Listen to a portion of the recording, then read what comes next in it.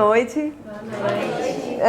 Primeiro eu quero agradecer ao Dr. Giancarlo ao convite para estar aqui com vocês nessa noite para tratar de um tema, né, que é o direito penal juvenil, essa discussão que ainda no Brasil a doutrina jurídica não desenvolveu satisfatoriamente, né, do meu ponto de vista, ainda falta um caminho, né, de elaboração doutrinária, e esse é uma das áreas do direito que talvez expressem melhor essa discussão, o quanto uma baixa produção doutrinária é também reflexo de uma baixa discussão jurisprudencial, né? Eu costumo dizer que existe uma relação de duplo reforço negativo aí nesse caso, ao ponto de que, como a doutrina ela não avança muito, a não ser comentar os artigos do Estatuto, né, da criança e do adolescente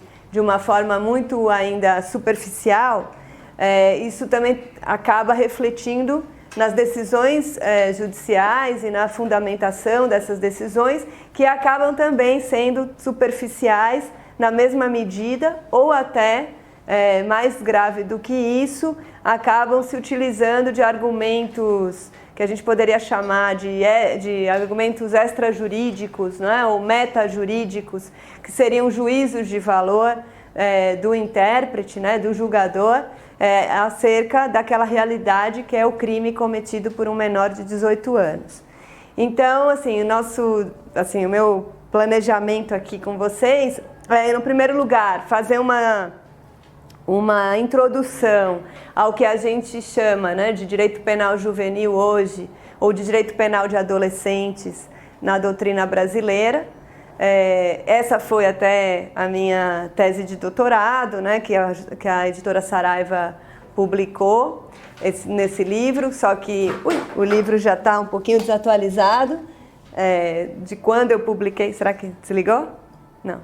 De quando eu publiquei, a gente teve outras legislações, a própria lei do SINASE, né, a lei do Sistema Nacional Socioeducativo, posterior à elaboração da tese, e acabou não entrando em detalhes, mas já tinha toda a discussão do CONANDA, né, na época, o Conselho Nacional dos Direitos da Criança, em torno dessa importância de regras processuais também no cumprimento da medida, não só na fase de imposição de uma sanção para o adolescente que comete um crime, mas, para além disso, também na fase de cumprimento dessa sanção, quando as adolescentes e os adolescentes já estão cumprindo medida socioeducativa, como é que esse sistema deveria funcionar ou quais garantias processuais deveriam ser respeitadas. A verdade é que, né, a lei do SINASE se transformou mais numa lei de gestão, propriamente dita, do que uma lei de execução. A gente esperava, né, que fosse uma lei de execução penal juvenil, vamos dizer assim. Ela se transformou mais numa lei que distribui as competências entre os entes do Estado e entra muito pouco em regras de definição do cumprimento, né, do processo de execução da medida. Mas no que ela fez já é bom, porque, entre outros princípios, a gente tem dois princípios fundamentais, que é de que o adolescente não pode, né, ser sancionado de forma mais severa do que o adulto poderia ser na mesma circunstância delitiva. Então, isso já demarca, né, que a medida sancionatória ela não pode ser mais extrema do que seria para um adulto que tivesse cometido o mesmo delito.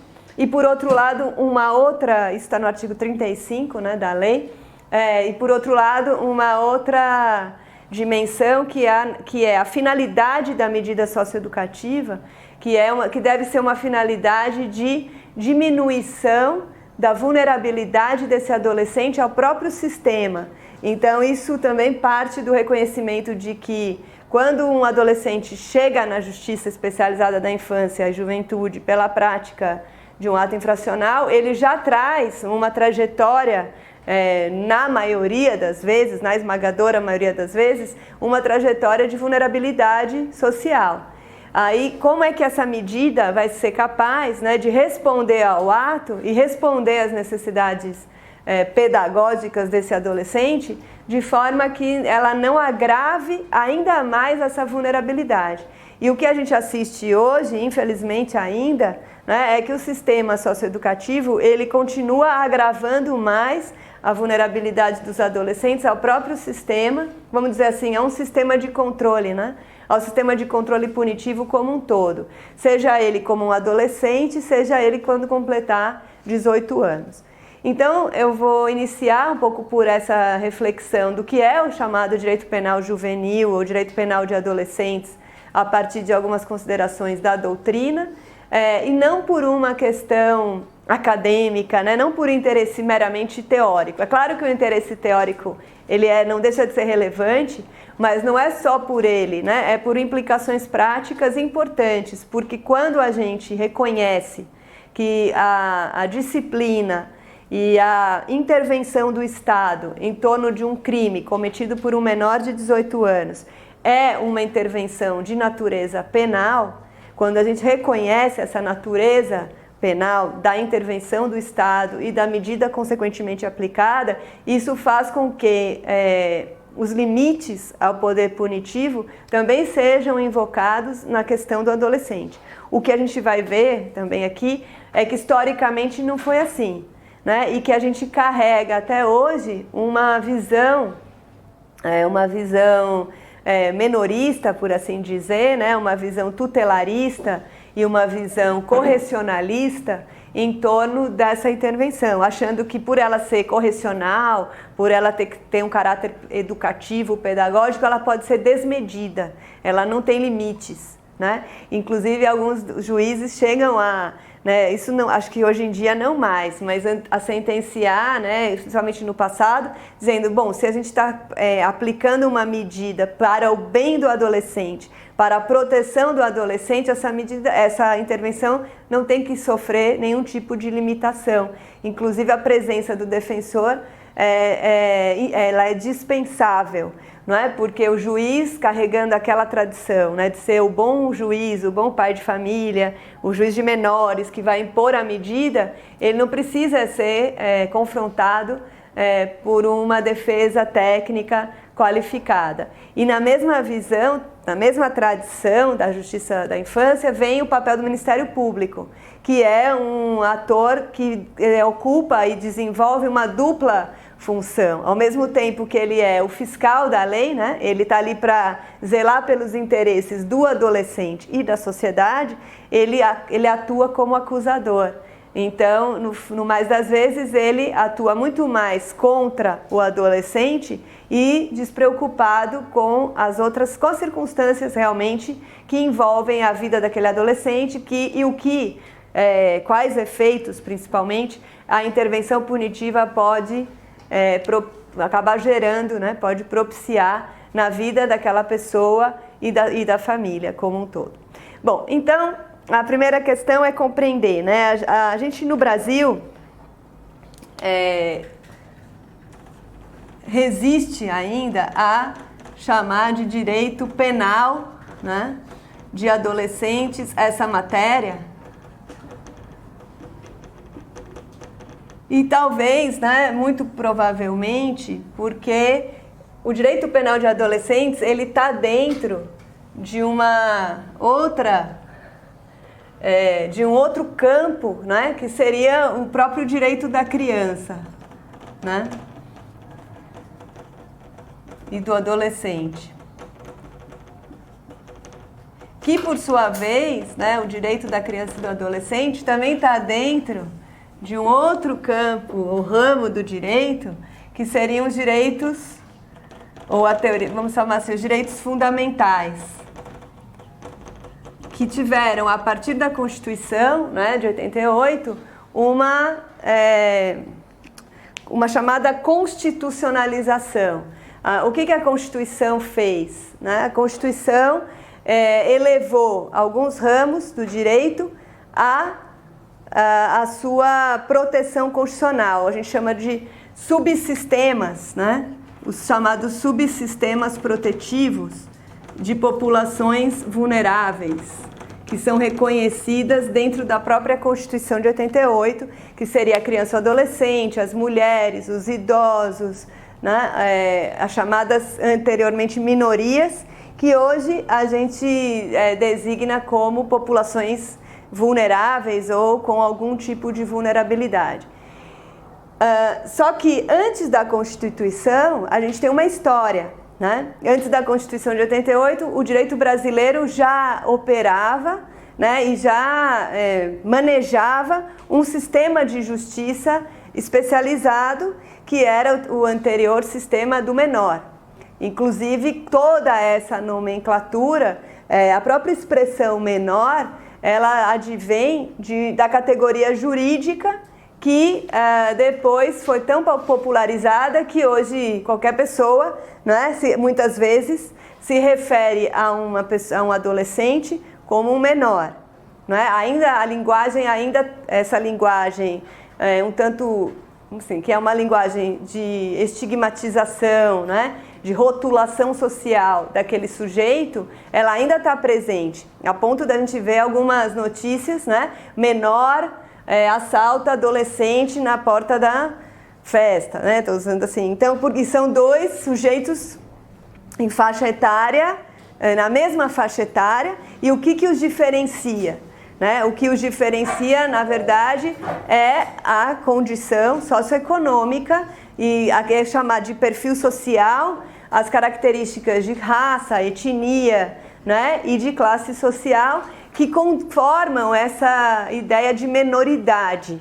Né? Eu quero explorar um pouquinho essa questão da menoridade porque ela também está mal resolvida no meu modo de ver, e assim, agora a minha maior preocupação é discutir a menoridade não só do ponto de vista do direito penal, até porque essas categorias são muito estanques, né? Cada vez mais o direito penal está se aproximando, tem algumas aproximações com o direito civil, e depois eu explico o que eu quero dizer. E cada vez mais o direito público e o direito privado também se aproximam. Essas divisões tão binárias, mesmo no campo do direito, elas também estão se desfazendo, né, atualmente, na contemporaneidade, e a gente pode dizer que há algumas áreas do direito que são completamente híbridas, né, que a gente tem uma hibridização. Eu vou dar um exemplo em relação ao direito da criança, e depois tenho que voltar para não perder o fio da meada, mas um primeiro exemplo a gente pensa, o direito da criança,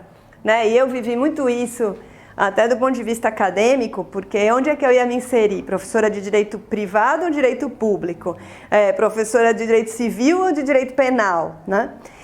E até hoje não está resolvido, né? Mas a questão o direito da criança, como pensar da criança no espaço da família, a criança no espaço da família, todo mundo vai dizer que é direito privado. Por quê? Porque o direito da família está lá no direito privado, é um ramo do direito civil, né, e está lá no direito privado. Só que mesmo as normas de direito de família, elas têm uma carga fortíssima de direito público. Tanto é assim que se um casal vai se divorciar e tem um filho menor de idade, ele não pode transacionar, ele não pode dispor do interesse da criança.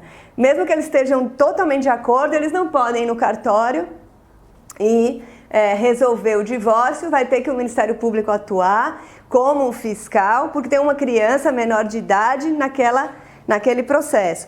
Então, a presença da criança faz com que haja o quê? Uma forte carga de interesse público. Então, tem matérias de interesse privado, ou do direito privado, que cada vez mais estão sendo influenciadas pelo direito público. O direito de família é um desses, né? Inclusive, isso passa também pela transformação das famílias. O espaço doméstico não é mais um espaço blindado do olhar e da intervenção da sociedade, né? Em briga de marido e mulher se mete a colher, né? Então, entre quatro paredes não pode tudo, e inclusive também os pais não podem tudo em relação à educação dos filhos. E isso tudo, então, são demonstrações bem claras de que o direito está mudando, e essa divisão tão estanque, essa cisão, isso aqui é direito público, ali é direito privado, isso está cada vez mais em choque, gerando algumas áreas que a gente chamaria de um direito híbrido, né, ou um direito misto. Exemplo também é o direito do trabalho, né, que para alguns teria norma de direito privado e direito público ao mesmo tempo. Então eu estou usando isso para dizer que a construção da menoridade, o conceito do ponto de vista jurídico, né, o caput de minúcio, né, a ideia de que o menor ele não tem capacidade, ele é um ser inferior, né, isso vem lá do direito romano. A construção do conceito menoridade vem do direito romano e que acabou gerando influência em torno da ideia de incapacidade, incapacidade de agir em seu próprio interesse, incapacidade, né, de tomar suas próprias decisões. Então, isso está muito colado com a ideia de menoridade, mas também está colado com a ideia de menoridade a necessidade de uma vigilância, de uma disciplina, de uma condução, né, de uma supervisão, que isso é o correcionalismo que a gente carrega, né, até hoje. Então o conceito de menoridade e o conceito de capacidade, inclusive de capacidade civil, tudo isso para dizer como é que estão cada vez mais próximos, né, influenciaram todo o direito, inclusive o direito penal. Pela ideia de que se ele é incapaz, ele não tem capacidade também de responder penalmente. Agora, o que significa não ter capacidade de responder penalmente? A gente vai explorar um pouco mais isso. Será que é incapacidade de responder totalmente ou ele tem alguma capacidade, alguma autonomia e alguma compreensão para responder conforme a sua idade e de compreender o que está fazendo, né? Então, antes da Constituição, antes dos chamados subsistemas protetivos e antes da constitucionalização do direito da criança, nós tínhamos o direito do menor, né? E o direito do menor era fundado no Código de Menores. O Brasil teve 2 códigos, né? Eu posso apagar, né? Só para fazer uma linha do tempo.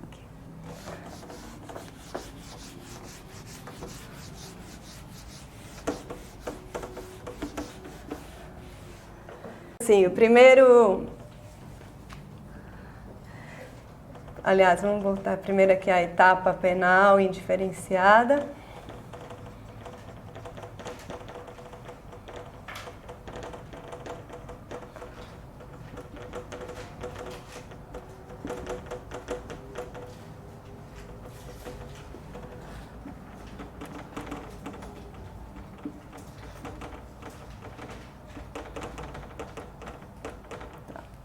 O direito da criança pode ser, né, é uma forma de compreender a sua construção histórica, né, a partir dessa identificação de 3 etapas principais na formulação do direito da criança e do adolescente e, consequentemente, isso vai desaguar, né, no direito penal de adolescentes. Então, eu estava falando, antes da Constituição era o direito do menor. Então, o direito do menor está aqui, né? Seriam os códigos vigentes, os códigos de menores que vigiam e a chamada justiça do menor, o juiz de menores, né? Os comissários de menores, toda essa atuação. Então, antes disso, antes dessa especialização, a gente tinha matéria referente no direito penal comum, né, de uma forma geral, a partir de algumas regras de diminuição da pena. Vou explicar. Então, a gente chama de etapa penal indiferenciada a fase em que, desde as ordenações manuelinas, filipinas, afoncinas, né, que as primeiras regulações jurídicas normatizadas para o Brasil já traziam algumas regras de o que fazer quando um menor de idade cometeu um crime, né? E essa é uma questão super interessante, né, de perceber como a preocupação com a menoridade ela se deu no mais das vezes com essa vertente repressiva, muito mais pela vertente repressiva do que pela vertente educativa. A ponto, assim, o professor Emílio Garcia Mendes, né, ele tem uma passagem, tem um livro dele muito interessante, entre outros, mas é o Infância e Lei na América Latina, que foi publicado pela editora UCITEC. Ele diz que a história do direito da infância é a história do controle sobre a infância. Então, por quê? Porque em todas as suas manifestações, a preocupação não era proteger, educar, inserir, incluir, mas a preocupação maior era como lidar com esse menor de idade que comete um delito, né?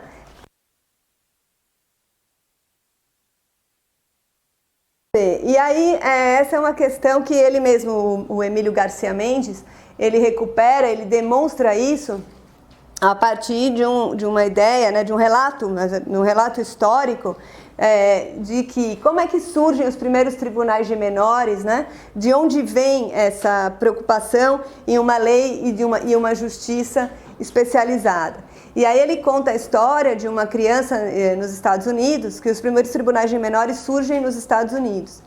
E ele conta na década de 20, né, de 1920. E ele vai contar que não tinha, numa situação X, lá uma criança, Mariellen, era sistematicamente vítima de maus tratos dentro de casa, era vítima de violência doméstica, e naquele momento não tinha nenhuma lei e nenhuma forma de remediar aquela situação, né, de enfrentar aquela violência que a criança estava sofrendo, e foi a Sociedade de Proteção e Defesa dos Animais que moveu uma ação argumentando que se é cruel, né, e se é inadmissível dispensar um tratamento cruel contra um animal de estimação, quanto mais quanto uma criança. Então esse episódio, com relação a uma criança, então esse episódio, ele demarcou essa questão para toda a comunidade internacional de que era importante ter leis especiais, de que era importante ter um olhar diferenciado por parte do direito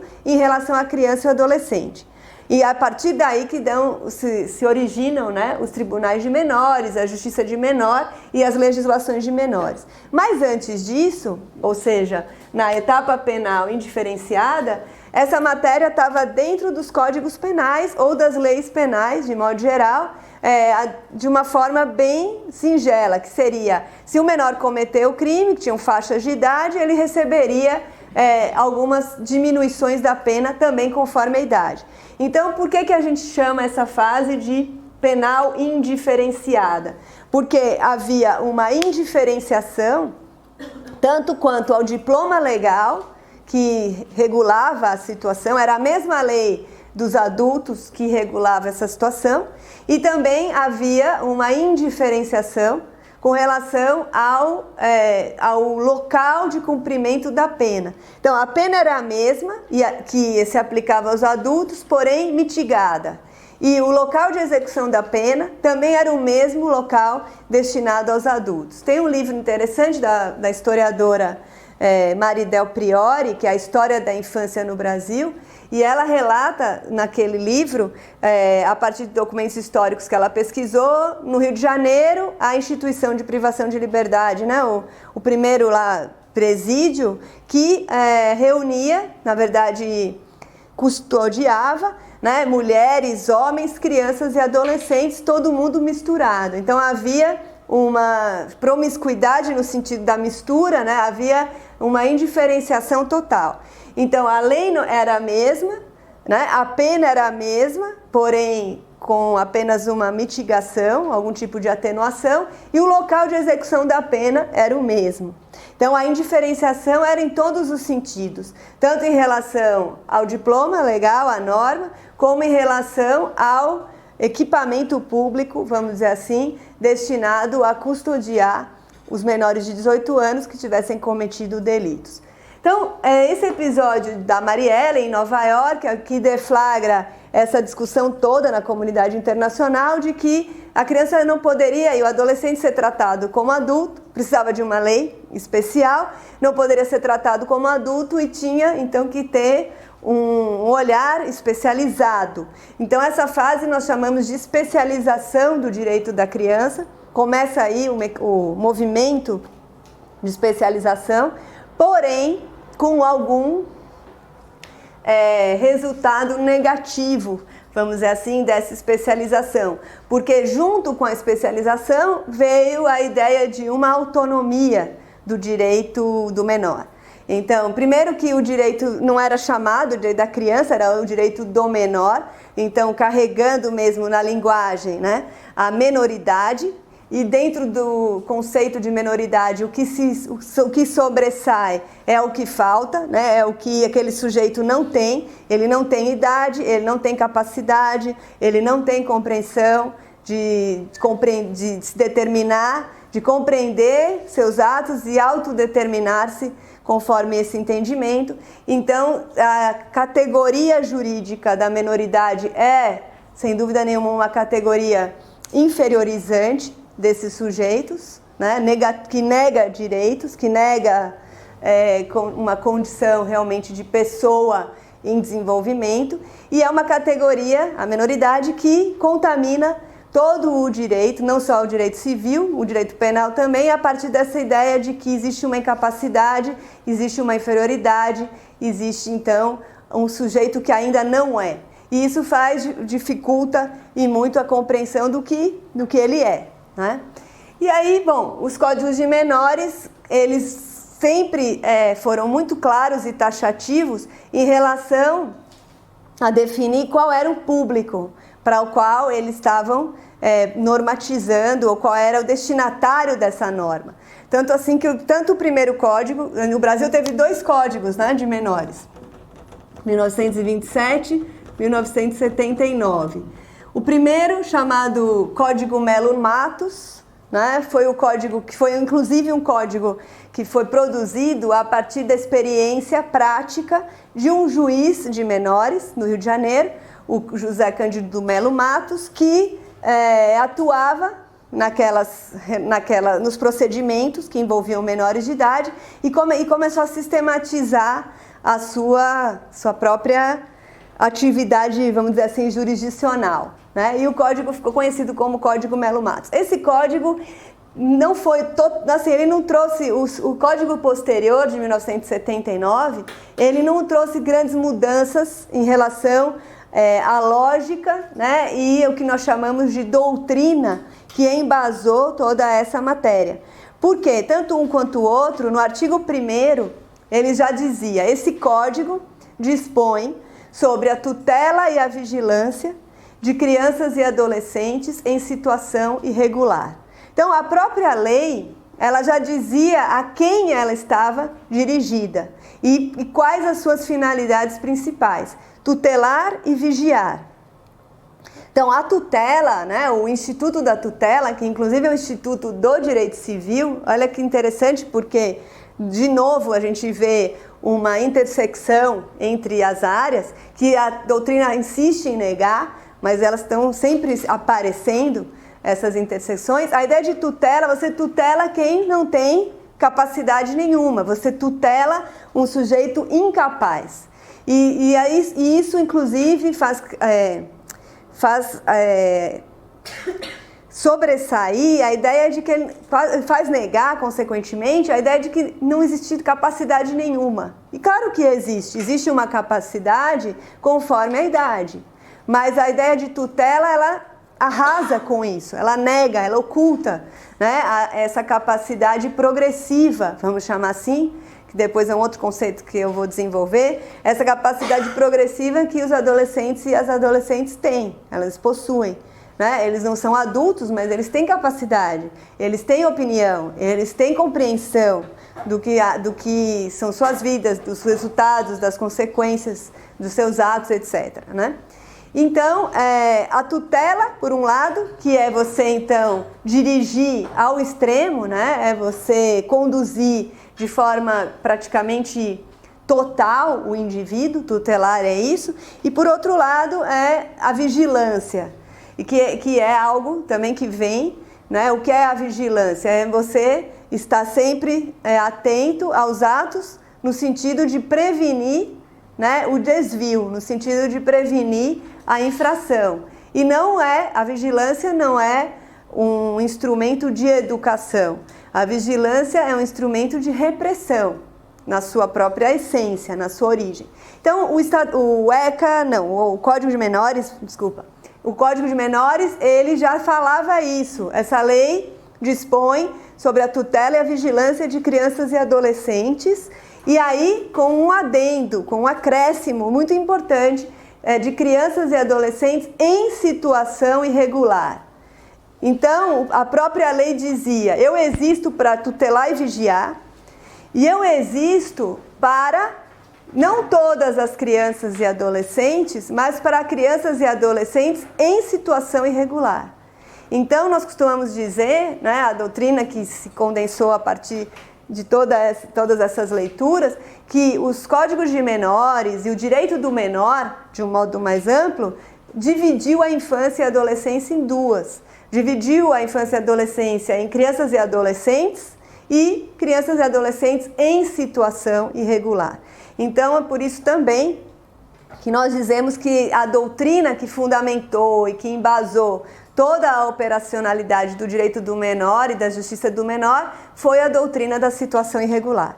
Foi essa situação irregular atribuída às crianças e aos adolescentes. O que é curioso, interessante e necessário perceber, porque a gente ainda traz um legado, uma herança dessa lógica menorista, é que as crianças e adolescentes em situação irregular eram todas as crianças e adolescentes que tivessem alguma situação de vulnerabilidade, não é? E inclusive a prática do ato infracional. Então o artigo 2º dos Códigos de Menores dizia, entende-se ou compreende-se por situação irregular, e aí um conjunto de situações, a orfandade, o abandono, a criança e adolescente que não estava estudando, não está matriculado na escola, a frequência a locais contrários aos bons costumes, ou seja, uma série de situações que são situações que colocavam a criança e adolescente em risco, vamos dizer assim, risco pessoal e social, e também a prática de infrações penais. E aí o que a gente percebe, e é muito claro, que então a doutrina da situação irregular, ela colocava a criança e o adolescente em situação irregular e ocultava quem era o verdadeiro garante daquela obrigação jurídica, daquela situação. Porque se a criança está, vamos usar um exemplo mais banal, frequentando um ambiente contrário aos bons costumes, que estava dentro do conceito de situação irregular, não é a própria criança que deveria ser chamada à responsabilidade, mas os pais. Então, essa chamada situação irregular que recaía sobre a criança, ela ocultava a responsabilidade da família e do Estado, principalmente. Então, uma criança que está abandonada, uma criança que está sem frequentar a escola, uma criança que não tem alimentação adequada, etc. e tal, todas essas situações que são de responsabilidade da família e do Estado, acabavam recaindo sobre a própria criança. E o que é que a situação irregular ela acabava autorizando ou legitimando do ponto de vista jurídico? Uma intervenção sobre a criança e sobre o adolescente de natureza chamada protetiva, né, de natureza tutelar, sem limite, que culminava sempre, no mais das vezes, numa institucionalização. Então, a doutrina da situação irregular justificava que crianças em risco, que crianças abandonadas, que crianças fora da escola, que crianças pobres, né, fossem institucionalizadas nas chamadas FEBEMs. Né? E aqui a gente vai ter, em 1964, né, a política de bem-estar do menor, ela é conformada na sua totalidade a partir da década de, né, no finalzinho aí da década de 60, no regime de ditadura militar, dentro da política de segurança nacional, inclusive. Né? Então a gente observa que as instituições chamadas FEBEMs, né, o que vem da nomenclatura, né? Fundação do Bem-Estar do Menor, e a política do bem-estar do menor, reforçando então que era a mesma política para todos, para promover esse chamado bem-estar e fazer frente à doutrina e fazer frente à situação irregular, mas sem enfrentar e sem apontar as competências e as atribuições do Estado que não estavam sendo cumpridas. E isso justificou a institucionalização de muitas gerações de crianças. Aí eu queria até sugerir, convidá-los a assistir, tem um filme emblemático que é o Contador de Histórias, né? Que conta a história de uma criança em Minas Gerais, que é levada pela própria mãe para a FEBEM. A mãe tem vários filhos, é uma família numerosa, é uma família popular, né?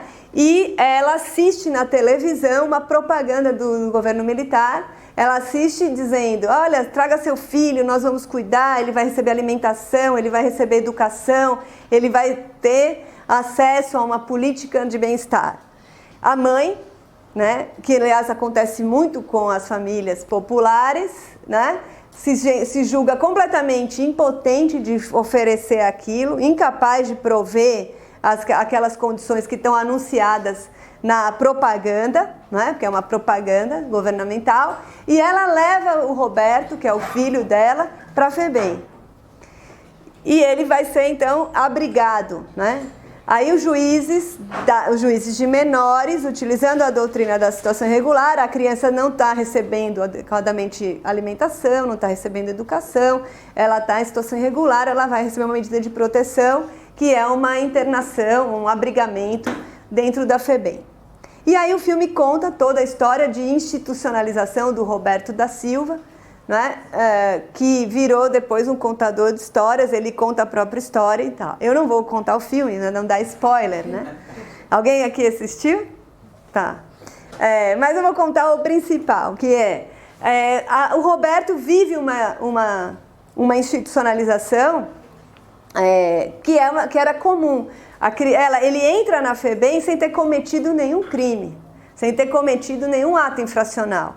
Porém, a vivência institucional, ela tem essa natureza criminógena, delitógena, por assim dizer, do ponto de vista criminológico.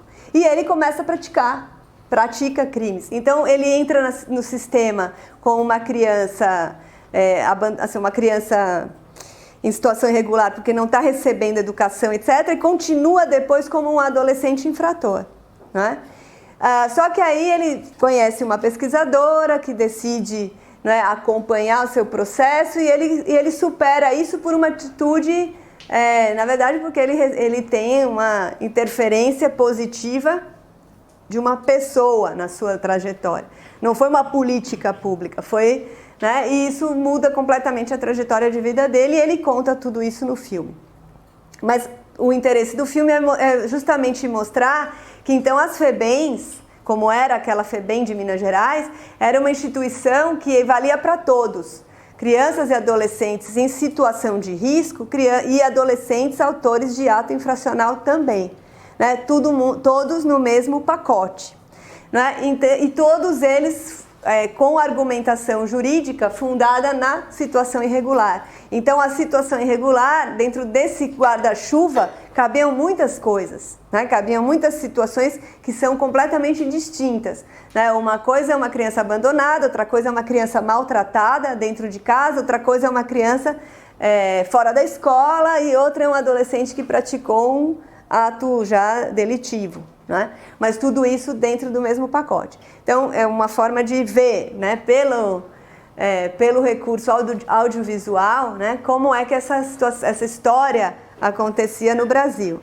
E aí, quero convidar também a outro, esse mais fácil, se a gente acessando pelo Google a entrevista, é o outro Roberto da Silva, né? O Brasil tem dois mais conhecidos, tem muitos, né, homônimos, que é o Roberto da Silva, professor aqui da Faculdade de Educação da USP, que também foi uma criança internada na FEBEM, só que aqui em São Paulo. Ele também cresceu totalmente institucionalizado, ele não conheceu a mãe biológica, e ele cresceu na FEBEM, tornou-se um adolescente infrator e tornou-se um preso do sistema penitenciário.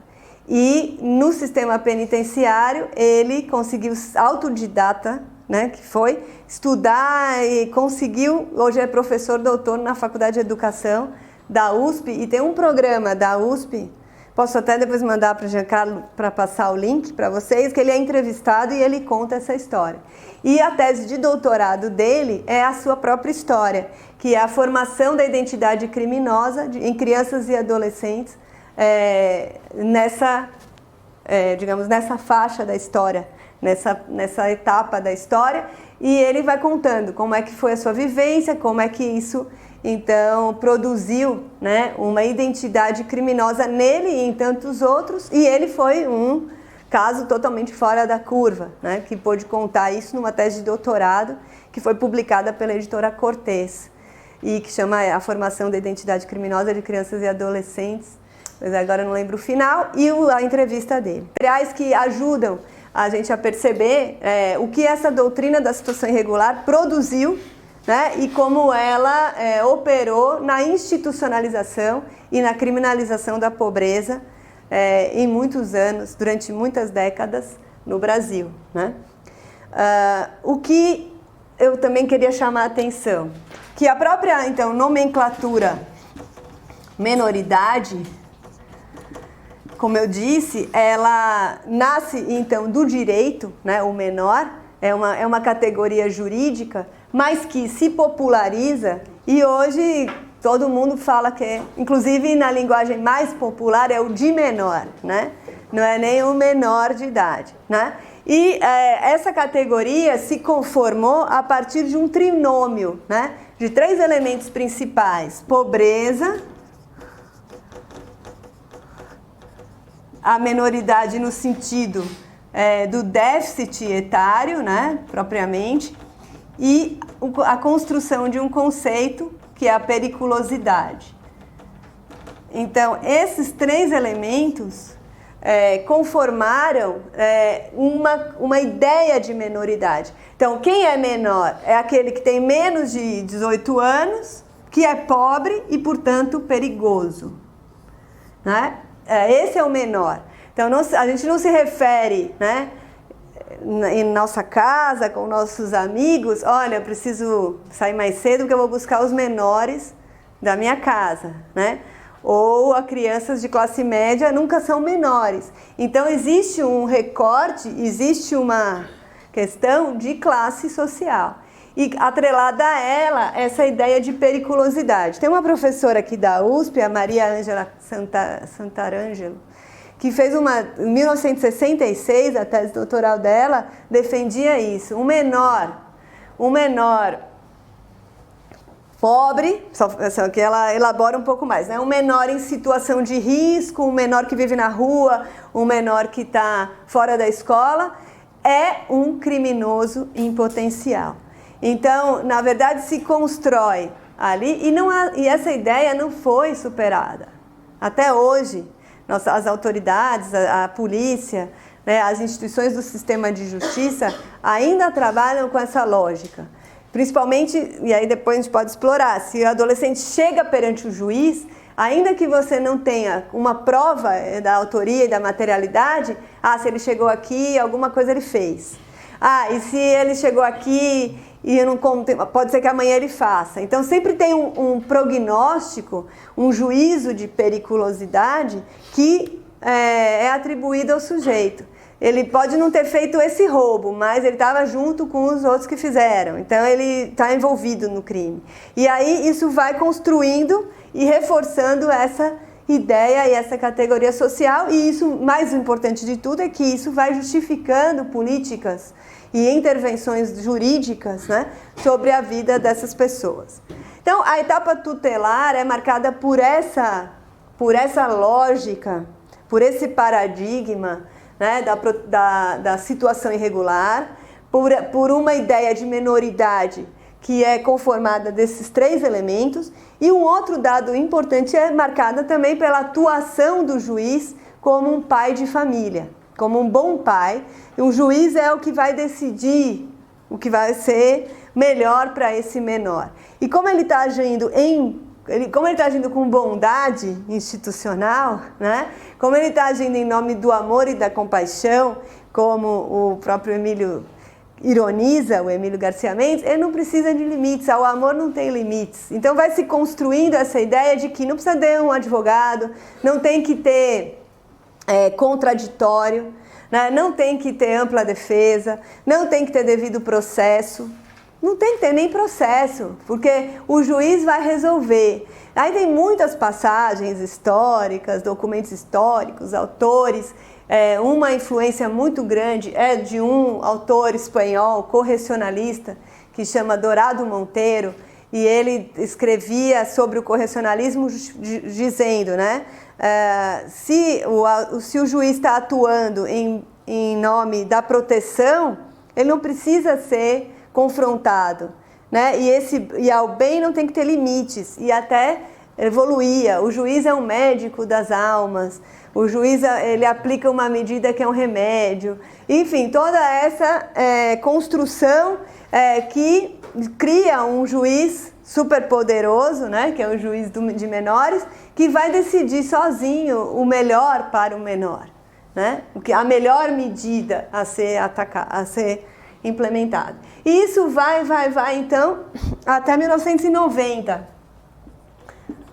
que corresponde à entrada em vigência do Estatuto da Criança e do Adolescente.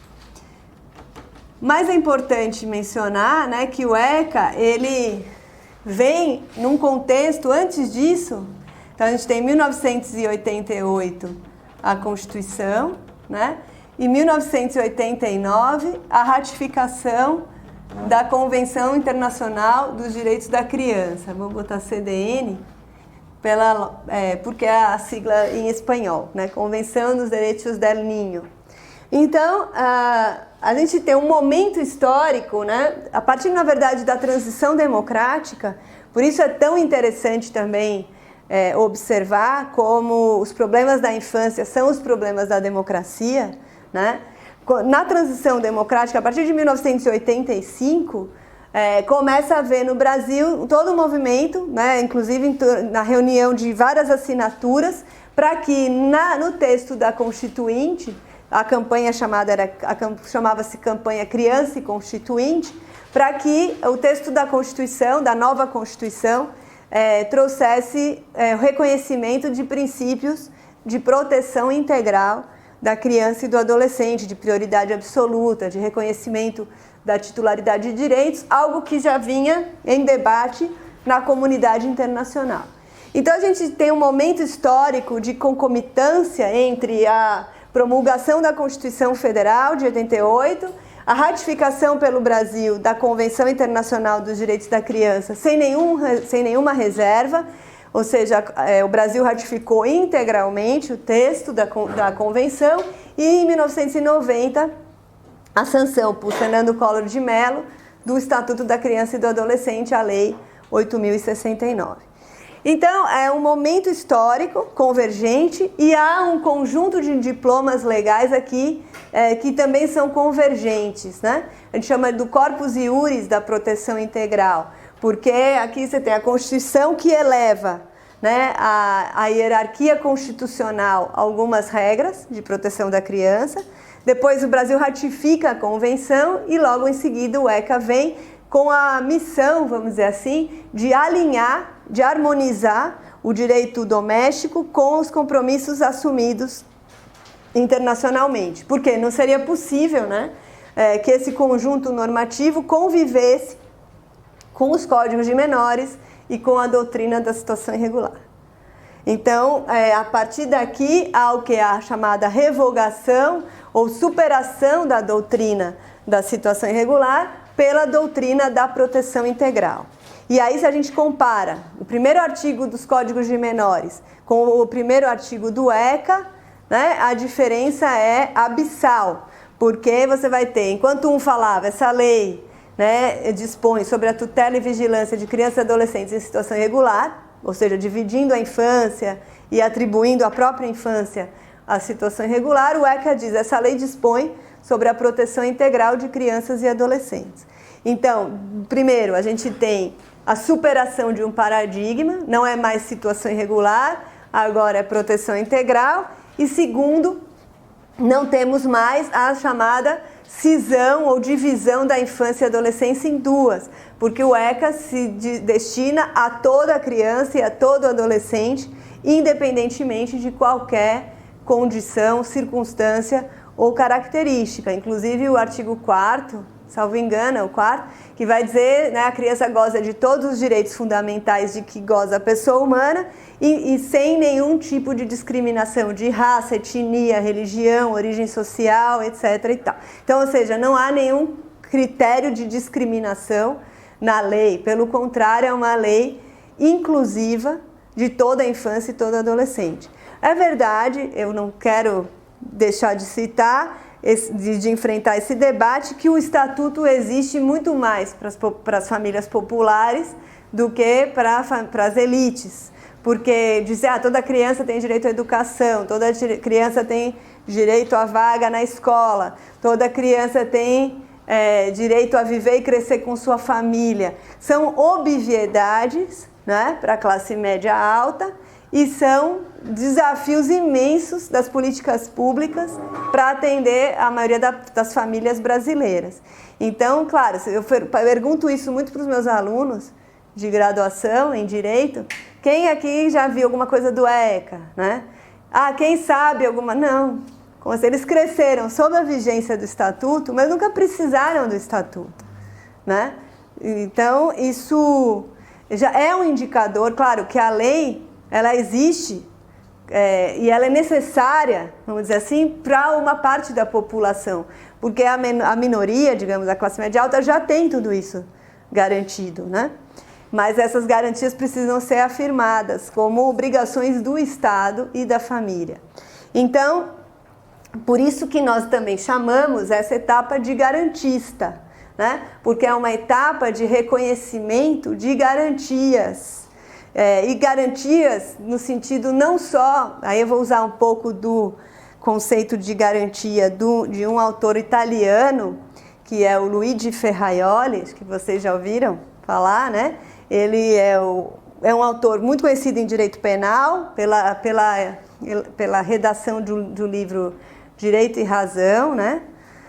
Teoria do Garantismo Penal, mas ele é um jurista, é um filósofo do direito, ele trabalha com filosofia do direito, e ele tem vários livros, entre eles um livro que é Direitos e Garantias, La Ley foi traduzido para o espanhol, foi escrito em italiano, mas La Ley del Mais Débil, ou seja, Direitos e Garantias, a Lei do Mais Fraco, porque ele constrói uma ideia, ele na verdade organiza a nossa cabeça para compreender que os direitos, eles só vão ser efetivados por garantias primárias e secundárias. Então, por isso é que é uma etapa garantista, porque não é uma etapa do direito que só declara direitos. O Estatuto traz mecanismos de garantir, né, de efetivar esses direitos pela atuação dos estados, dos entes estatais, inclusive ações mandamentais, ação civil pública, né, a atuação do Ministério Público em muitas áreas, para garantir esses direitos. Então, não é simplesmente uma norma declaratória de direitos, mas é uma norma garantista porque ela traz os instrumentos para garantir. O problema é que a gente ainda não chegou lá, né? 28 anos, né? Não, 29, daqui a pouco 30, né?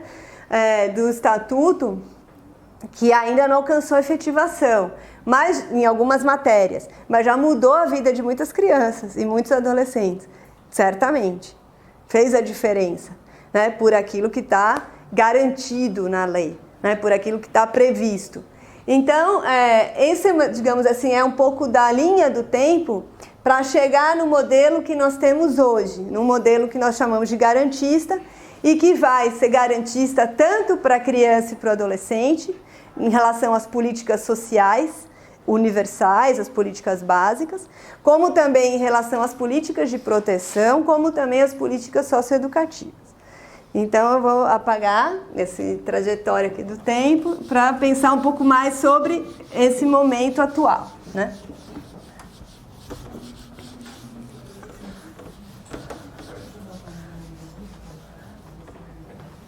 Tem uma representação gráfica muito interessante que foi feita numa publicação do Unicef sobre as políticas de atenção à infância, né?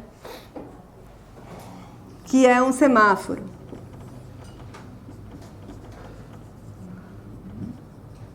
Foi feito até por um juiz da infância, o Leoberto Narciso Branker, do Rio Grande do Sul.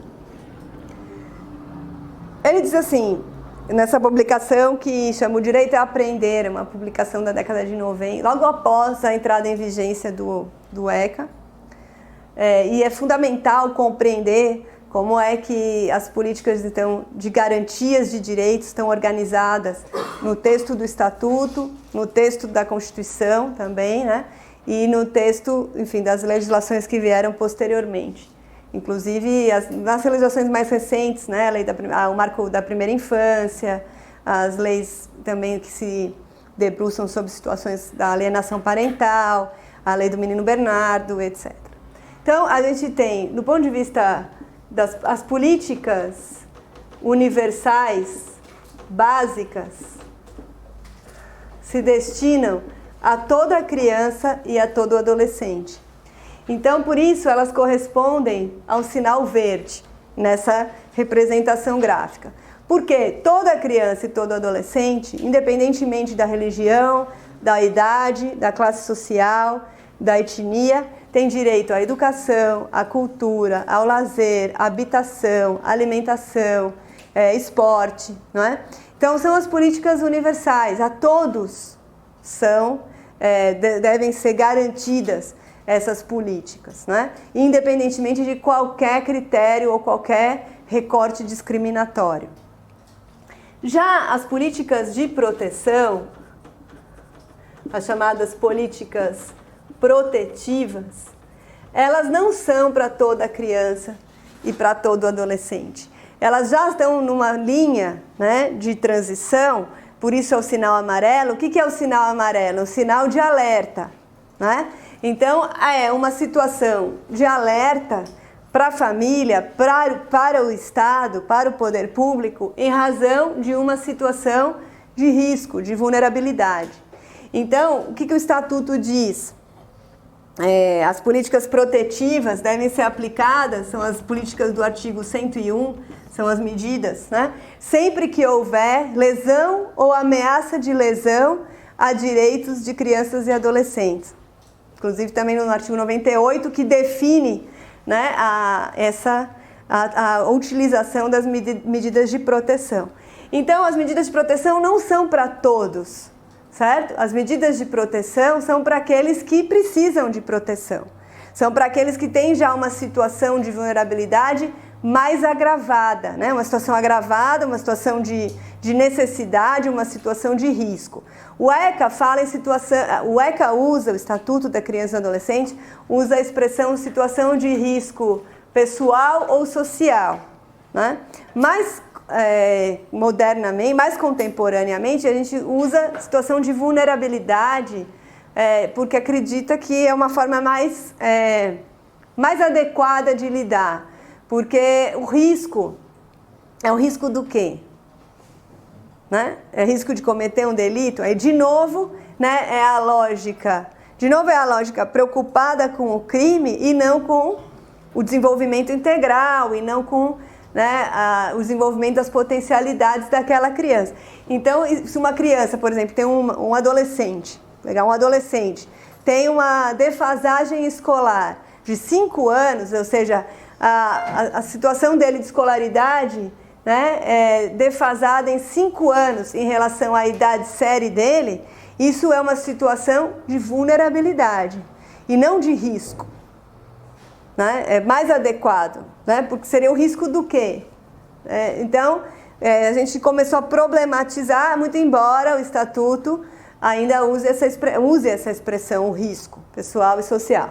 Então, as políticas de proteção vão ser usadas e devem ser acionadas pelo Conselho Tutelar ou até mesmo podem ser de ofício por parte do juiz ou pela atuação do Ministério Público ou pela propositura da Defensoria para fazer frente a uma situação de vulnerabilidade. Aqui entra várias possibilidades, até transferência de renda, apoio sociofamiliar da família, tratamento de drogadição, de abuso de drogas e álcool, atendimento psicossocial, psiquiátrico, a depender da situação concreta de vulnerabilidade da criança ou do adolescente.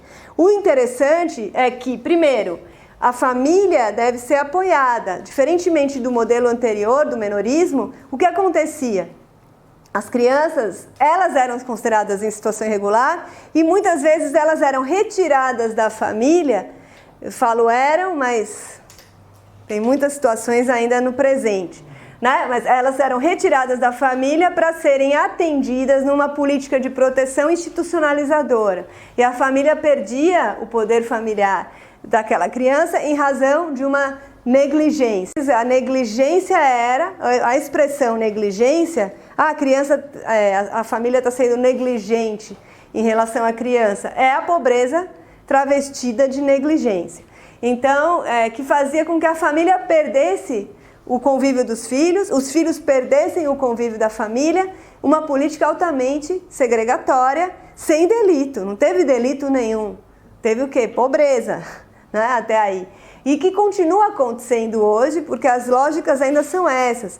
Então, você tem famílias que perdem o poder familiar porque são pobres e há uma avaliação do conselho tutelar ou até mesmo da equipe multidisciplinar do juiz, achando que aquela negligência, né? E não é a família que é apoiada para cuidar dos seus filhos. A dela é mais uma vez retirada, é mais uma vez negado um direito. E inclusive o direito da própria criança, de crescer e se desenvolver no seio da sua família. Tem um caso recente, o CIMI, que é uma organização indígena que atua no Mato Grosso do Sul, apontou que 60% das crianças abrigadas no estado são indígenas e que esse abrigamento se dá em razão de situação de pobreza. O ECA, ele diz claramente que a pobreza não é motivo suficiente para uma família perder o poder familiar. Então, qual que é a lógica da política de proteção? A lógica é que a família tem que ser apoiada para ser garantido o direito à convivência familiar e comunitária, e não para ser retirado esse direito a crescer e se desenvolver junto com a sua família. Então, estou dando esse exemplo para destacar que as políticas de proteção, elas já são mais seletivas em relação às políticas universais, porque elas têm um destinatário mais claro, que são as crianças e adolescentes em vulnerabilidade, em situação de vulnerabilidade. E por outro lado, o vermelho, que já é o sinal de, quer dizer, fechou, né, né, é o correspondente nessa representação gráfica. Deixa eu separar os que não... as políticas chamadas socioeducativas, que são as políticas direcionadas aos adolescentes autores de ato infracional. Então, o que a gente tem aqui? Né? Um crescente no sentido de que aqui são todas as crianças, aqui são as crianças e adolescentes em situação de vulnerabilidade e aqui são só os adolescentes autores de ato infracional. Então, se a gente fosse representar essa mesma ideia por uma pirâmide, né? O que é que a gente teria? Na base, todas as políticas universais, né, para todos. Depois, numa fração intermediária, as políticas de proteção. E só a ponta do iceberg, ou seja, só o mínimo, seriam as políticas socioeducativas, certo? Porque elas têm um lugar seletivo, fragmentário e muito mais reduzido no conjunto das políticas públicas. Né? E principalmente por um dado também, pelo próprio conceito de criança e adolescente, pelo próprio conceito legal. Né? E aí eu vou então retomar um pouquinho do ponto de vista legal e voltar já para essa pirâmide. O que é criança e o que é adolescente no estatuto e a partir também desse corpus iuris aí da proteção integral. Então, a Convenção Internacional dos Direitos da Criança, que o Brasil ratificou em 1989, ela diz que considera-se criança toda pessoa até 18 anos de idade. Então, a convenção, por ser um tratado internacional, ela tinha naturalmente que ser o mais genérica possível. Não dava para ela entrar numa minúcia de detalhes para dizer, não, isso aqui é criança, ali é adolescente, ali é pré-adolescente, né? Não tinha como. Então, ela tem um conceito bastante abrangente do que é considerado criança para os efeitos da Convenção. E faz também uma ressalva, uma ponderação, exceto nos países em que se alcance a maioridade civil em idade inferior. é curioso, porque a própria convenção, então, fala da maioridade civil como um critério, né? No direito brasileiro, a maioridade civil hoje também se alcança aos 18 anos.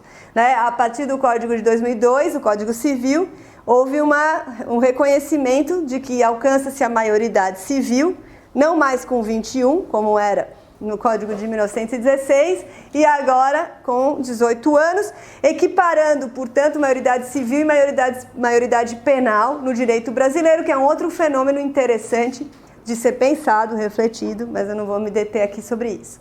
Então, a maioridade é 18 anos, então a nossa legislação doméstica, ela está totalmente alinhada com o conceito da convenção. Contudo, o Estatuto da Criança e do Adolescente vai, no artigo 2º, definir faixas de idade diferenciadas para justamente diferenciar e distinguir criança de adolescente, porque são duas realidades sociais e jurídicas distintas, claro. Então, considera-se criança toda pessoa de 0 a 12 anos incompletos e considera-se adolescente toda pessoa de 12 a 18 anos incompletos. Então, a gente tem uma diferenciação e isso vai demarcar uma série de outras consequências jurídicas, tem outras implicações práticas extremamente importantes. Uma delas, que é a que nos interessa mais, é a questão da responsabilidade. Então, o que o Estatuto prevê? O ato infracional, no artigo 105, o ato infracional cometido pela criança, aplicam-se medidas de proteção. Então, o próprio Estatuto faz uma diferenciação, uma bifurcação na resposta jurídica que vai ser adotada. Então, se uma criança pega a arma, como aconteceu aqui há alguns anos, o menino de 9 anos pegou a arma do pai, que era guarda civil, e foi para a escola, atirou contra a professora e depois se suicidou.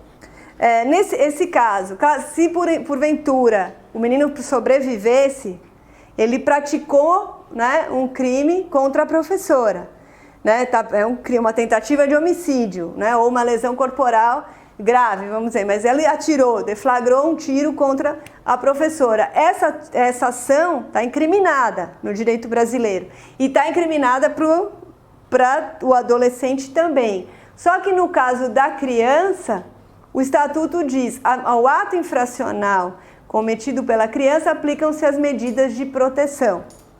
Ou seja, abaixo dos 12 anos, certo? A criança não responde perante o juiz pelo ato infracional que ela cometeu. Certo? Não vai haver um procedimento de apuração da responsabilidade. Então, eu preciso apagar, mas eu tenho que deixar a pirâmide. Então, deixa eu ver se eu vou deixar aqui.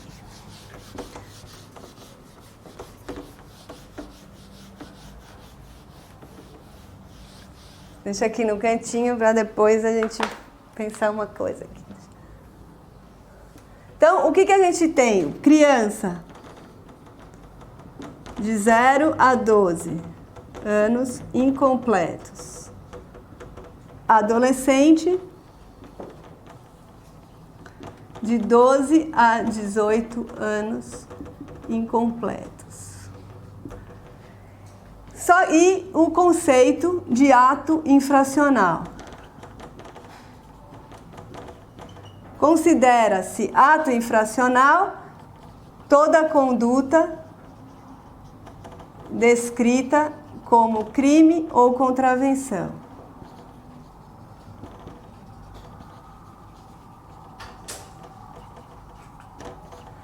Bom, então, o que nós temos? Primeiro, se a criança pratica um ato infracional, ou seja, ela pratica um crime ou uma contravenção, o Estatuto está dizendo que a ela não se impõem medidas socioeducativas e sim as medidas de proteção, que são adotadas sem o procedimento de apuração da responsabilidade. Então, logo, isso permite considerar que aqui, do ponto de vista jurídico penal, abaixo dos 12 anos, há uma irresponsabilidade penal.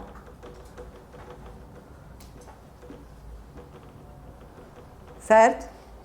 É uma opção do Estado brasileiro de não utilizar a responsabilização penal abaixo dos 12 anos. Aliás, isso não é uma exclusividade brasileira. Quando eu falei da convenção, uma outra coisa importante é dizer, a própria Convenção Internacional dos Direitos da Criança, ela estabelece a criação de um comitê dos direitos da criança, que é um órgão das Nações Unidas, para receber periodicamente as informações de cada país signatário da Convenção em torno das políticas da infância. E o Comitê dos Direitos da Criança fez uma recomendação, a recomendação de número 10 de 2007, no sentido de encorajar os países signatários da Convenção a adotarem idades mínimas para a responsabilidade de adolescentes acima dos 14 anos. Então, o que é que eu quero dizer com isso? Primeiro, que todos os países, inclusive o texto tem lá na Convenção, tá? Na Convenção Internacional, os artigos 30, a partir do artigo 32 da Convenção começa a matéria penal e depois a gente tem um grande conjunto, ali uma concentração de regras também no artigo 40 e seguintes. Então, o que a gente tem? A Convenção diz que o Estado signatário da Convenção deve adotar uma idade mínima abaixo da qual se presume que a criança não tem capacidade para a responsabilidade penal. Então, no Brasil, qual é a nossa idade mínima? 12 anos. O Brasil é a idade mínima. Abaixo de 12, se presume que a criança não tem capacidade para responder a um procedimento de apuração do seu ato. E acima dos 12, a gente já reconhece essa capacidade e já tem todo um sistema, que é o sistema da infância e juventude e ato infracional, para apurar a responsabilidade desse adolescente e responder à prática do ato infracional. Ou seja, a idade mínima para o início da responsabilidade penal juvenil ou a idade mínima para o início da responsabilidade de adolescentes é 12 anos no Brasil. Tá? Abaixo de 12, existe uma certa irresponsabilidade penal, porque o crime cometido pela criança não vai acionar um sistema de apuração da responsabilidade, vai acionar um sistema de proteção. A partir de qual lógica? De que se a criança abaixo de 12 cometer um crime, ela tem uma situação de vulnerabilidade grave que precisa ser enfrentada. E não é com medida de repressão, não é com medida de retribuição, não é com sanção penal, abaixo dos 12. Só que no nosso caso, a partir dos 12 já tem início um sistema de apuração da responsabilidade, de atribuição dessa responsabilidade e de imposição de sanção de natureza jurídico-penal, que são as medidas socioeducativas. Então, a partir dos 12, um adolescente responde pelo crime que cometeu. E responde com base na lei especial, no ECA, e com base na justiça e perante a justiça especializada, a Justiça da Infância e Juventude. Então, isso tem muito a ver, depois a gente pode até conversar um pouco mais, abrir um tempo de perguntas, sobre a questão da redução da idade penal e de todo o debate em torno da redução da idade penal, que se alimenta da ignorância das pessoas em torno dessa realidade, de que já a partir dos 12 anos no direito brasileiro, um adolescente responde sim pelo crime que cometeu. Se não fosse assim, não teria adolescentes internados na Fundação Casa e em todas as outras fundações de igual natureza Brasil afora. Então, eles estão respondendo por crimes que cometeram responderam perante a justiça especializada e com base na lei especial. Então, a recomendação número 10 do comitê fala de que os países não devem adotar idades muito precoces para o início dessa responsabilidade. E encoraja os países a adotar idades iguais ou superiores a 14 anos. Estou dizendo isso porque, às vezes, alguns dizem, nossa, mas abaixo de 12 não acontece nada, né?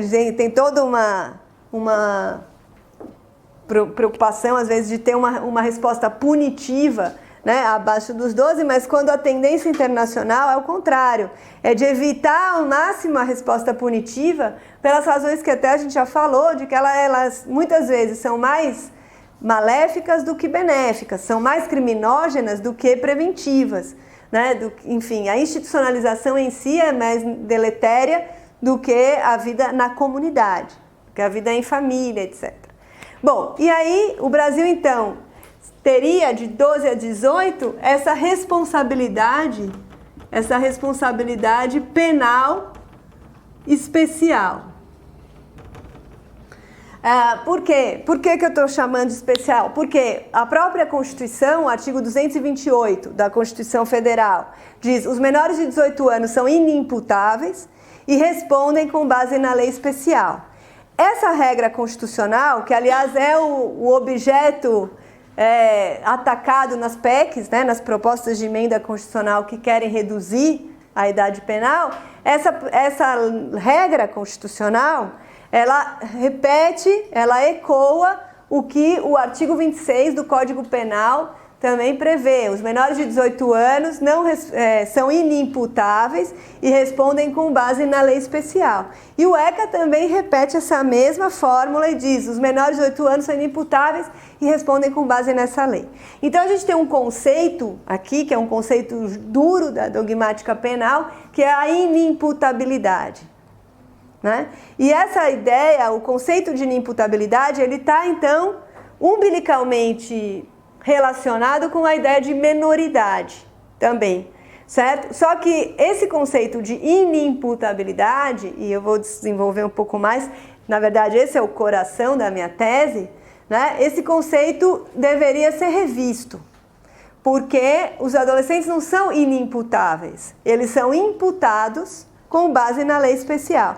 Quando a gente diz que eles são inimputáveis, isso gera, o direito acaba comunicando mal o que ele de fato opera. Então a população em geral acha o quê? Que há uma indiferença penal em relação aos adolescentes, que os adolescentes então são inimputáveis e que os adolescentes então são impunes pelos crimes que praticam, e que essa inimputabilidade gera impunidade. E é disso que se alimenta o debate da redução da idade penal, da desinformação e da ignorância, no sentido de ignorar mesmo, não pejorativamente, da ignorância em torno de que já aos 12 anos, no direito brasileiro, o indivíduo responde perante um juiz. E não é assim nos outros países, não todos, né? Existem países, e aí começa justamente essa utilização político-ideológica dessa desinformação, quer dizer, nossa, mas na Alemanha é 14 anos, no Brasil é 18, a idade de responsabilidade penal, na Espanha é 14, na França é 16, eu até fiz um quadrinho, está aqui no final do livro, uma tabela com as idades, mostrando por que há uma confusão. Primeiro, no nosso caso, o direito brasileiro não usa a expressão penal, a gente nega, inclusive na linguagem, a questão penal. Você tem algumas pessoas que você diz assim: olha, o adolescente não pratica crime, ele pratica ato infracional. Sim, mas ato infracional é crime ou contravenção, está dentro do conceito. O adolescente não é preso, ele é internado. O adolescente, então, quer dizer, há uma tentativa, vamos dizer assim, de suavizar a realidade, é um eufemismo, certo? Que não colabora com a compreensão do que acontece de fato. Imputável, o adolescente não pratica crime e ele não é preso. Então, como é que isso é absorvido pela sociedade? Precisa aumentar a punição, precisa tratar como adulto, precisa reduzir a idade penal. Então, existe uma confusão, porque a nossa lei não usa a expressão penal. Aí, aliás, eu até vou fazer um parênteses, né? Porque não posso deixar de falar isso. Na maioria dos países, são duas leis, né? Os países que ratificaram a convenção, eles têm uma lei de proteção e uma lei de responsabilidade penal juvenil. Às vezes com nomes diferentes, lei orgânica, lei isso, lei aquilo, mas o fato é que muitos países têm isso bem dividido. Uma lei de proteção da infância e outra que é a lei de responsabilidade de adolescentes. Qual a nossa escolha, até porque o Brasil foi o primeiro país a adotar uma legislação doméstica depois se foi o mais rápido, né? Em trazer uma lei nova depois da convenção. Então não maturou, não teve um tempo adequado. Ela tem muitas virtudes, mas também tem alguns deslizes no próprio estatuto. Não é uma Bíblia sagrada que tudo está certo. Quer dizer, tem lacunas, tem falhas, tem omissões. Bom, e uma das questões é essa, que o Brasil tem um diploma só. No nosso caso, nós temos uma lei única para cuidar de proteção e de responsabilização. E isso gera, no meu entendimento, uma confusão também conceitual para a sociedade, para a opinião pública, no debate público em geral, de olha, só tem direitos e não tem obrigações. Passa a mão na cabeça do infrator, né? Cadê as responsabilidades? Só protege e não exige responsabilidade. Porque a forma como as pessoas recepcionaram é de que o ECA só tem direitos. Ele tem direitos, mas ele também tem a parte correspondente à responsabilização. Só que com ainda o agravante, vamos dizer assim, de não usar sequer a expressão penal. Então, tudo isso conflui para uma confusão tremenda, aquilo que Emílio Garcia Mendes também fala, que é uma crise de interpretação do ECA. As pessoas interpretam mal, interpretam achando que é uma lei que só tem direitos, que é uma lei que só protege o infrator, a polícia não pode prender. Né? Chega-se ao ponto, né, de dizer, algumas pesquisas que eu já fiz, diz assim, a polícia prende e o juiz solta. Olha que absurdo, né? Com base no ECA. Né? Então, então isso é uma visão distorcida, uma visão equivocada da legislação. Algumas vezes tem que soltar mesmo, a polícia prendeu ilegalmente. Não tinha por que prender, tem que soltar. Né? E, aliás, prender, né? Aí tem outro debate que é um pouco mais profundo, né? O que se quer com a privação da liberdade de algumas pessoas, né? O que se vai promover com isso? Qual vai ser o resultado, né, dessa privação de liberdade excessiva que a sociedade ainda precisa, né, que a sociedade espera e tudo mais? Bom, mas é também outro debate. Então, a questão é, só para não perder o fio, né, da meada, que nós temos uma lei única que não usa a expressão penal e tudo isso cria inúmeras dificuldades até dos próprios operadores do direito. Eu tenho colegas que dizem, não, o adolescente não comete crime e insiste em negar a chuva, entendeu? O menino matou, atirou contra a vítima, foi um homicídio. Não tem o que, assim, dourar a pílula, do que minimizar em relação a isso. Né? Ele cometeu um crime e ele vai responder por esse crime. Agora, ele não vai responder como adulto, ele vai responder como adolescente, porque ele é adolescente. Simplesmente por isso, né? Não por outra razão. Então, a responsabilidade é penal, mas ela é especial, porque ela tem uma diferença em relação à responsabilidade comum do adulto, não é? Em função desse reconhecimento de que as realidades sociais e pessoais de um adolescente e de um adulto são completamente distintas. E o direito não pode se negar a reconhecer essa diferença. Né? Assim como as realidades sociais e pessoais de um adulto e de um idoso também são distintas, de uma criança e de um adolescente também são distintas. Então, todas essas marcações que o direito faz com base em critérios etários se devem a isso. Na verdade, tem várias manifestações no direito, não só na matéria aqui de direito penal especial de adolescentes, mas a gente tem no direito do trabalho. Quando é que pode começar a trabalhar na condição de aprendiz? Né? Quando é que pode ter um contrato assim ou assado? Ou o próprio idoso, né? A partir de algumas prerrogativas que são reconhecidas. Ou no caso até da matéria de casamento, o idoso não vai ter um regime de bens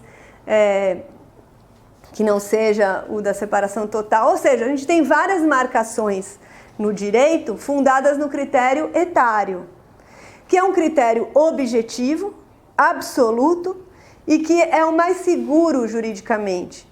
né, do ponto de vista da segurança jurídica. É claro que alguém pode dizer, mas ele tem 60 anos, não é idoso. Olha, ele tem 60 anos e ele tem uma vida ativa, vida profissional, vida sexual, tem tudo, não é reconhecido socialmente como um idoso. Sim, é um caso pessoal, é uma situação pessoal, mas o direito não tem como trabalhar casuisticamente com caso a caso.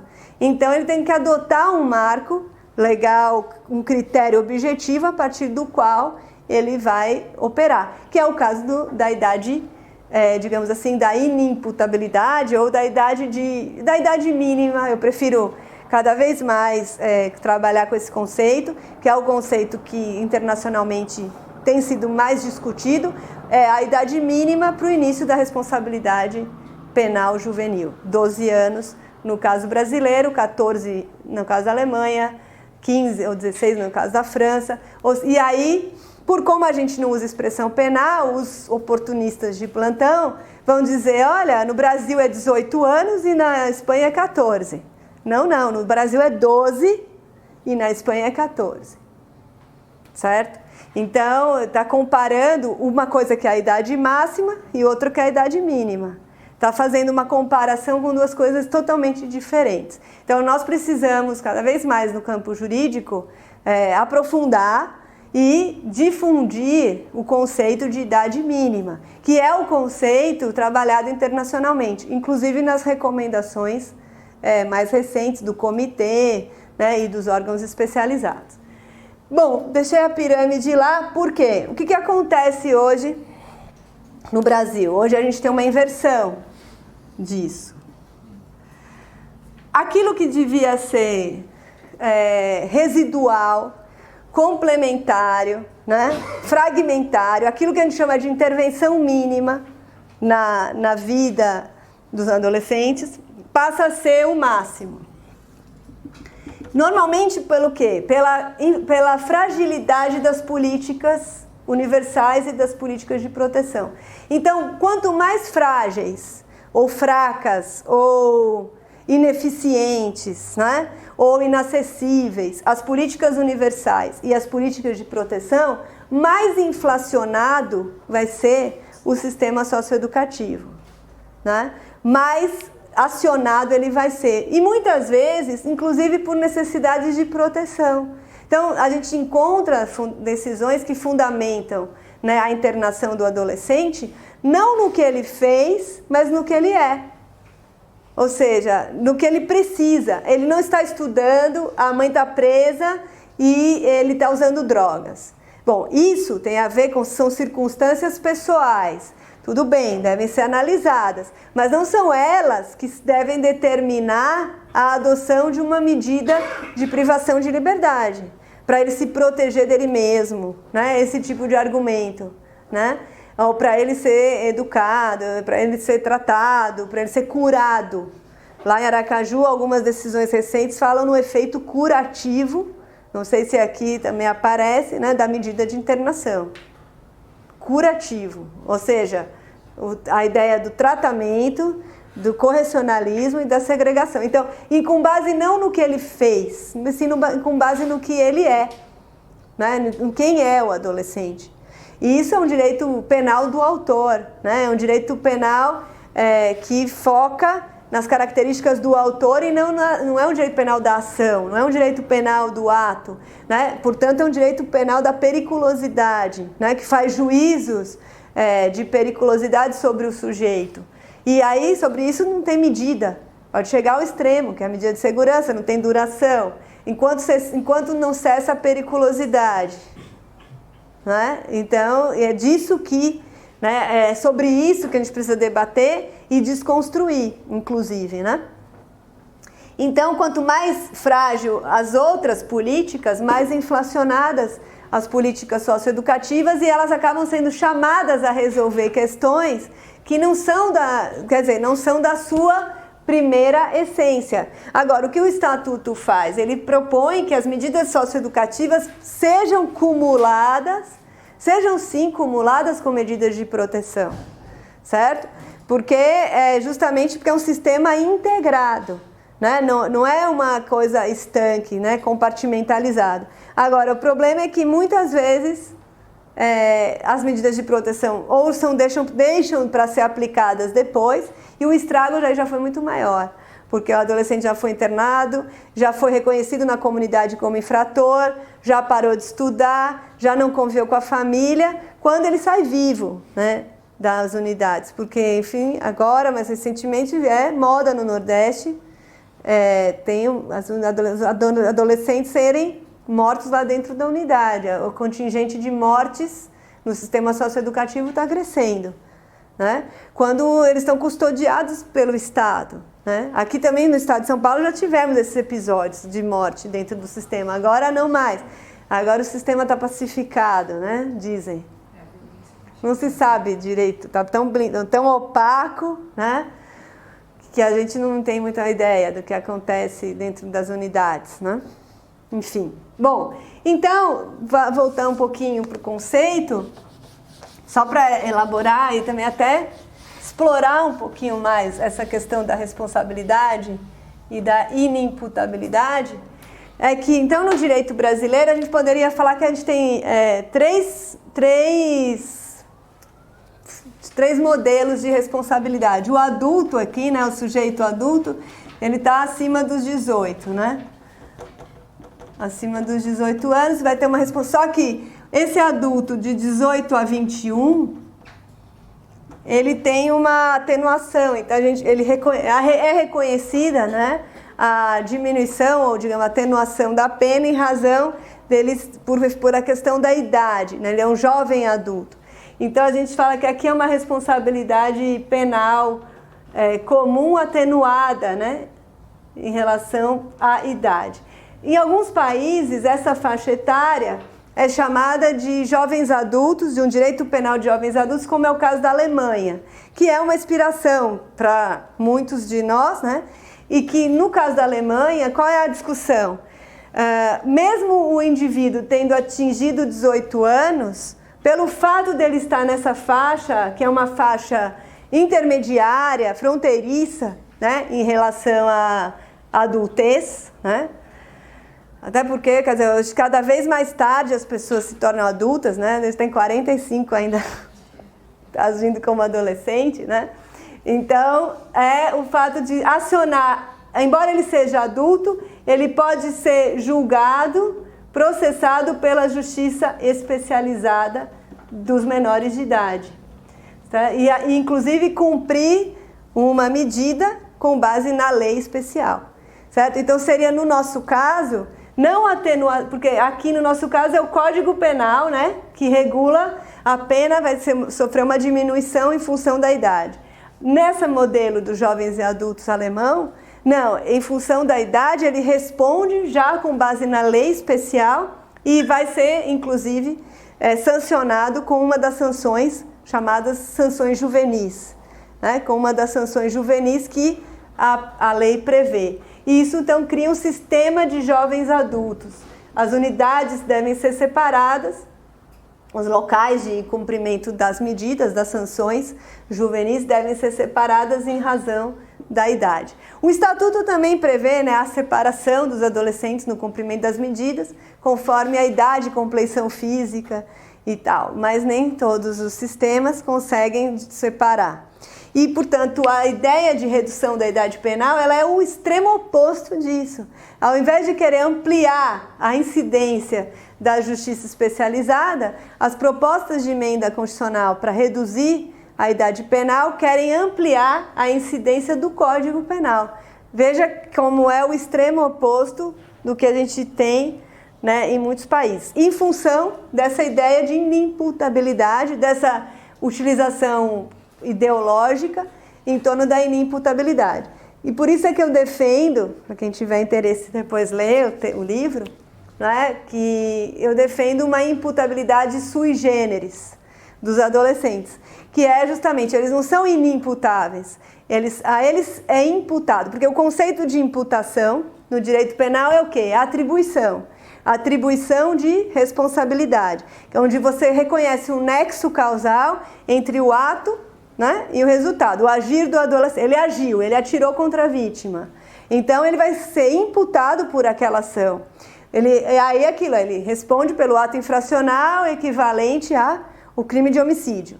Então ele é imputado, só que não como adulto, e sim como adolescente. E nessa construção de uma imputabilidade sui generis, isso também não foi criação, né? Assim, inspiração da minha cabeça, totalmente. Claro, o sistema espanhol já usa essa imputação sui generis. A lei orgânica espanhola, que é a lei de responsabilidade penal de menores de idade, diz os adolescentes são imputáveis com base na lei especial. Então, eles reconhecem que existe um sistema de imputação, só que eles não vão ser julgados, nem processados e nem sancionados com base no Código Penal, sim com base na lei especial. E, por consequência, eles não vão também responder perante um juiz criminal. Eles vão responder perante um juiz da infância e juventude, um juiz especializado. Então, isso faz toda a diferença, porque já quebra com a ideia de que os adolescentes são impunes, de que não acontece nada e de que há uma benevolência em torno da responsabilidade penal juvenil. Pelo contrário, há uma severidade muito maior em nome de proteção. Hoje, eu quero no segundo bloco discutir um pouco isso, né? Em relação a isso, tem o texto do Cornelius, foi publicado pelo IBC-CRIM, aqui, né, o pior dos dois mundos, quer dizer, você não tem um sistema mais benigno, um sistema mais benevolente, mais complacente, porque ele é menor de idade. Ao contrário, você tem um sistema mais duro e mais severo em algumas situações. Em situações concretas, em que o adulto responde em liberdade, o adolescente fica internado provisoriamente, porque a lógica é tutelar, é correcional. Em situações que a vítima precisa manifestar o interesse da ação, né, ação de natureza privada ou pública condicionada, sendo adolescente, o Ministério Público age de ofício. Todas as ações são públicas, incondicionadas, né? Em situações que o adolescente teria o adulto, tem um benefício, né, de atenuação ou até de insignificância do ato, o adolescente não, porque se ele está ali, alguma coisa ele fez ou vai fazer.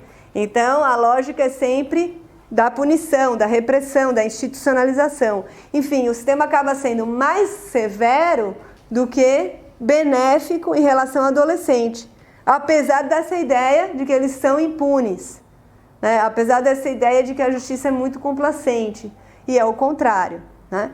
Então, é interessante observar isso, já vou fechar para a gente depois partir o segundo bloco, é que essa questão, então, faz com que a gente reconheça, fechar, o direito penal de adolescentes como um direito penal especial, né? Muito embora a gente tenha princípios especiais, né, regras específicas, ele não é um direito autônomo, desligado e desconectado das demais regras de imputação da responsabilidade, não pode ser.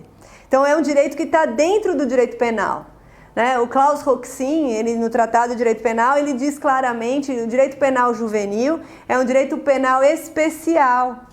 Ele não goza de autonomia absoluta em relação a isso, porque a autonomia absoluta, ela gerou na época do menorismo, na época do Código de Menores, a autonomia significava desconsideração de garantias processuais as mais básicas, do contraditório, do devido processo, etc., da ampla defesa, da possibilidade de confrontar provas e etc. Então, a gente não quer essa autonomia. Agora, o desafio não é tratar o adolescente como o adulto, porque isso aí seria quase, né, seria uma redução da idade penal às avessas. O desafio não é tratar o adolescente como adulto, o desafio é tratar o adolescente melhor que o adulto, o desafio é tratar o adolescente como adolescente. E aí eu gosto muito de um autor espanhol também, que é o Boldova Passamar. Ele tem um livro que é Lições de las Consequências Jurídicas, e ele fala o que diferencia o direito penal juvenil do direito penal tradicional é o destinatário da norma e as consequências jurídicas dessa intervenção, porque o crime é o mesmo. Então, as mesmas condutas que estão incriminadas para o adulto estão incriminadas para o adolescente. quando o ECA diz, ato infracional corresponde a toda conduta descrita como crime ou contravenção, o Estatuto está usando uma técnica de tipificação delegada, quer dizer, tudo que é crime para o adulto é crime para o adolescente, no nosso modelo jurídico. Existem ordenamentos que há uma descriminalização primária, um crime de grafitar, né, dano e tal, não é considerado crime se o autor tem menos de 15 anos, por exemplo. Né? No nosso modelo, não. Tudo que é crime para o adulto é crime para o adolescente. O adolescente não goza de uma indiferença penal, pelo contrário. Então, todas as condutas incriminadas para o maior de idade estão incriminadas para o menor de idade. O que é que faz a diferença? A consequência jurídica. E essa consequência jurídica, em lugar de ser uma pena criminal, é uma medida socioeducativa, que vai ter, por ser a ideia de medida, uma adequação com a idade, com as condições pessoais e com a gravidade do ato praticado. Então, essas considerações levam em conta o quê? O momento de vida, o desenvolvimento do adolescente e a sua condição de pessoa em desenvolvimento, que é o princípio, um dos princípios retores, né, do direito da criança, que é justamente considerar, porque o adolescente está em desenvolvimento, como todos nós, né? Todos nós, como pessoas, no dia que a gente nasce, aliás, da concepção, né? Desde o momento da concepção, a gente começa a se desenvolver. E o nosso desenvolvimento, isso é o que nos dá essa característica de dignidade humana, né? Porque desde o momento que a gente começa a existir até o último dia da nossa vida, nós nunca deixamos de nos desenvolver. Isso faz parte da nossa dignidade, nunca a gente deixa de aprender alguma coisa dessa capacidade. Agora, esse desenvolvimento, ele é mais intenso em determinados ciclos da vida humana. Então, a vida intrauterina é imensamente, 9 meses, né? Tem um desenvolvimento enorme. O primeiro ano de vida da criança é um momento também de desenvolvimento colossal. A criança começa a falar, já começa a andar, ela já tem um desenvolvimento e que se não tiver também acesso a algumas coisas, o comprometimento é irreversível. Por que a mortalidade infantil é grave nos primeiros anos de vida? Porque se o bebê não é alimentado, ele morre. Acabou, não tem o que fazer. Então, dependendo do momento da vida humana, as necessidades são especiais a cada momento da nossa vida. Então, a primeira infância tem algumas necessidades que, se não forem atendidas ali, naquele momento, não tem como voltar o tempo. Isso tem a ver com a nutrição, a capacidade de aprendizagem, né? Uma criança subnutrida tem diminuído a sua capacidade cognitiva, né? A sua capacidade de aprender, e não tem como reverter. Se ela não receber alimentação na idade adequada, não tem mais o que fazer. Pronto, aí ela não é alfabetizada na idade adequada. Fica muito mais difícil ela ser alfabetizada depois, né? Um adulto ser alfabetizado. Ele é capaz, ele está em desenvolvimento, mas só que a sua capacidade não é a mesma, não tem a mesma intensidade. Ou seja, essa condição de pessoa em desenvolvimento, que é o princípio que o Estatuto elabora, né, traduz, é essa consideração, esse reconhecimento de que a criança e o adolescente estão num estágio de desenvolvimento muito particular, muito peculiar, que tem necessidades específicas de formação da sua pessoa, da sua capacidade biológica, intelectual, cognitiva, etc. Então, por isso que uma intervenção na vida de um adolescente é diferente da intervenção na vida de um adulto, né? E também o que é muito diferente, as políticas de atenção ao idoso. Então, o que o Bodor Passamar fala o que ele fala é isso, de que a cada momento da vida o direito tem que ter um olhar. O direito não pode fingir que, né, a humanidade é igual em todas as fases da vida. Há diferenças muito gritantes e a infância e a adolescência é uma delas. Então, vamos dar um intervalo, né? E depois a gente volta.